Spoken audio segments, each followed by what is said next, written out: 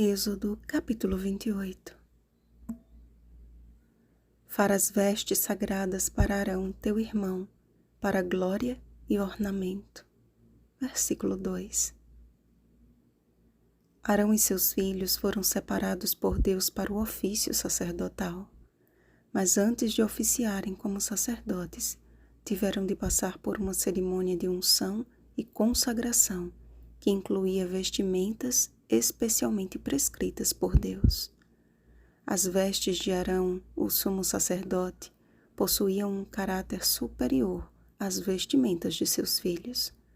Como cada detalhe que preenchia o tabernáculo, cada parte que compunha as vestes de Arão tinha um significado especial e diretamente relacionado à adoração ao Eterno. Apesar da liderança de Moisés representar a voz de Deus para o povo, a liderança espiritual na pessoa do sumo sacerdote representava a figura de Cristo. Se o sumo sacerdote cometesse algum pecado e não o confessasse, todo o povo sofreria as consequências, como se todos tivessem cometido o mesmo pecado. Assim como se Cristo houvesse cometido pecado, toda a humanidade sofreria a inevitável consequência da morte eterna. Ou seja, a função do sumo sacerdote era, de fato, de extrema responsabilidade e relevância. O fiel cumprimento de seu ofício promovia no povo semelhante compromisso com as coisas santas e gerava resultados positivos no crescimento espiritual e na prosperidade da nação. Deus não mandou simplesmente que confeccionassem uma roupa com artigos de luxo. Ele capacitou homens hábeis a quem encheu do espírito de sabedoria, a fim de vestir Arão e os demais sacerdotes com o mapa da salvação. Com obra esmerada, Deus desenhou nas vestes de Arão a mensagem que deveria acompanhar Israel como estatuto perpétuo. Nas duas pedras nas ombreiras da estola sacerdotal, Arão deveria levar os nomes dos filhos de Israel sobre ambos os seus ombros para a memória diante do Senhor. A Arão cabia a responsabilidade de levar as cargas e os pecados do povo. Da mesma forma, em cada pedra preciosa do peitoral do juízo estavam os nomes de cada tribo dos filhos de Israel, que ele levaria sobre seu coração para a memória diante do Senhor continuamente.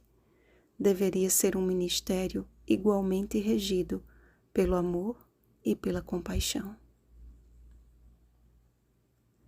As campainhas nas orlas de suas vestes e a beleza da conjuntura de sua indumentária refletia sobre todo o povo uma reverência que jamais lhe havia sido despertada ao avistar uma figura humana. O suave som que das orlas emitia, o brilho das pedras em seus ombros e peitoral, a inscrição Santidade ao Senhor, gravadas em sua tiara de ouro sobre a fronte, compunham a imagem que o Senhor deseja imprimir sobre o seu povo. Mas especificamente, há um recado divino sobremodo relevante para todo ministro do Evangelho.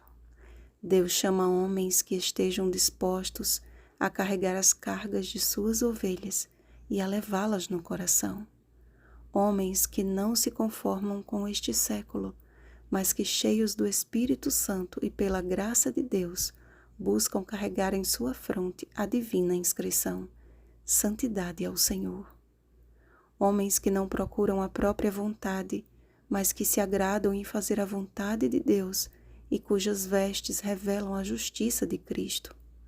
Homens cuja vida é uma suave melodia de consagrada dedicação por onde passam.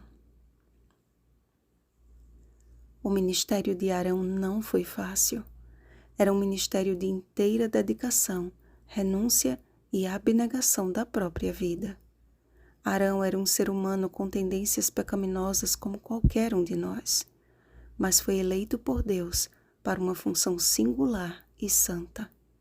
Da mesma maneira, precisamos olhar para os nossos líderes espirituais como homens ungidos, consagrados e santificados pelo Senhor para ministrarem como sacerdotes de sua igreja. Como figuras públicas, sobre eles recai a grande responsabilidade de assumir com fidelidade o papel que lhes é designado. É uma missão que requer uma íntima e constante comunhão com Deus. Nada mais oportuno do que aproveitarmos o dia de hoje para nos unirmos em oração pelos ministros do Senhor. Oremos por nossos pastores, por suas famílias e para que a mesma unção, consagração e santificação sejam derramadas pelo Espírito Santo na vida de cada um deles. Um bom dia ao povo de Deus e em especial a cada ministro do Evangelho. Que o Senhor os abençoe neste sagrado ofício. Rosana Garcia Barros.